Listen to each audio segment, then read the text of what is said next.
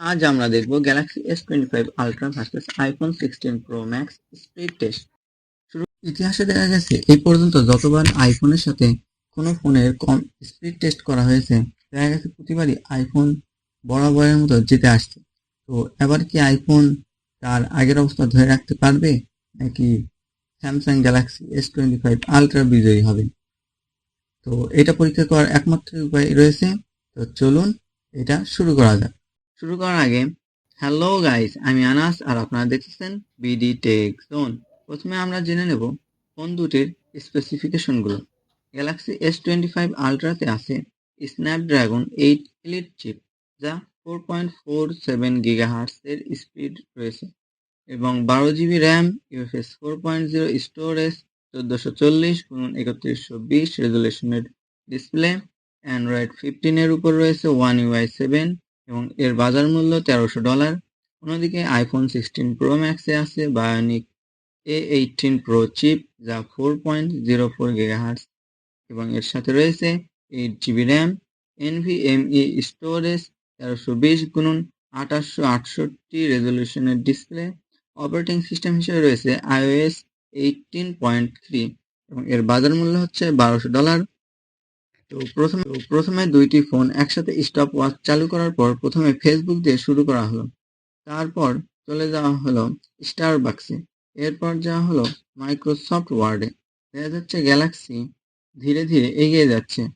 এরপর এক্সেল থেকে বেরিয়ে গেল ক্যামেরায়, তারপর এরা চলে গেল স্ন্যাপ স্পিডে। দুটি ফোনই একই সাথে ছবি এডিটিং করছে এবং একই ছবি এডিট করছে। এদের মধ্যে গ্যালাক্সি দ্রুত ছবি এডিট করে চলে গেল ভিডিও এডিটিংয়ে। ইতিহাসে অন্য কোনো ফোনকে এভাবে আইফোন এর আগে যেতে দেখা যায়নি। গ্যালাক্সি মনে হয় আকাশে উঠতেছে। তারপর তারা চলে গেল গেমে। তবে অনেক সময় দেখা গেছে আইফোন গ্যালাক্সিকে গেমে পাশ কাটিয়ে চলে গেছে। তবে এখানে দেখা যাচ্ছে গ্যালাক্সি বেশ এগিয়ে গেছে, কিন্তু দুর্ভাগ্যবশত আইফোন এবার তার আগের অবস্থা ধরে রাখতে পারেনি এবং গ্যালাক্সি গেমিং রো পার করে চলে গেছে এবং গ্যালাক্সি খুলেছে স্পটিফাই। গ্যালাক্সি অলরেডি শেষের পথেই চলে গেছে। এরপর গ্যালাক্সি খুলল ডিজনি প্লাস, এরপর অ্যামাজন খুলে গ্যালাক্সি তার প্রথম অংশ শেষ করেছে এবং দ্রুত চলে যাচ্ছে র্যাম টেস্টের দিকে। গ্যালাক্সি তার প্রথম অংশ শেষ করেছে 2 মিনিট 18.31 সেকেন্ডে।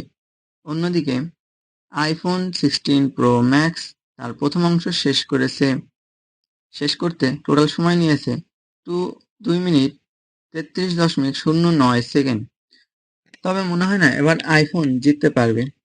অবশেষে আমরা এদের র্যাম টেস্টে দেখতেছি স্যামসাং বেশ ভালোভাবে জিতে গেছে এবং আইফোনকে অনেক বড় একটি ব্যবধানে হারিয়ে দিয়েছে গ্যালাক্সি S25 আলট্রা। এটা গ্যালাক্সি S25 আলট্রা এর জন্য অনেক বড় একটি জয়। তো আজকের ভিডিও এই পর্যন্তই। সবাইকে কেমন লাগলো দেখা হবে আগামী নতুন কোনো ভিডিওতে।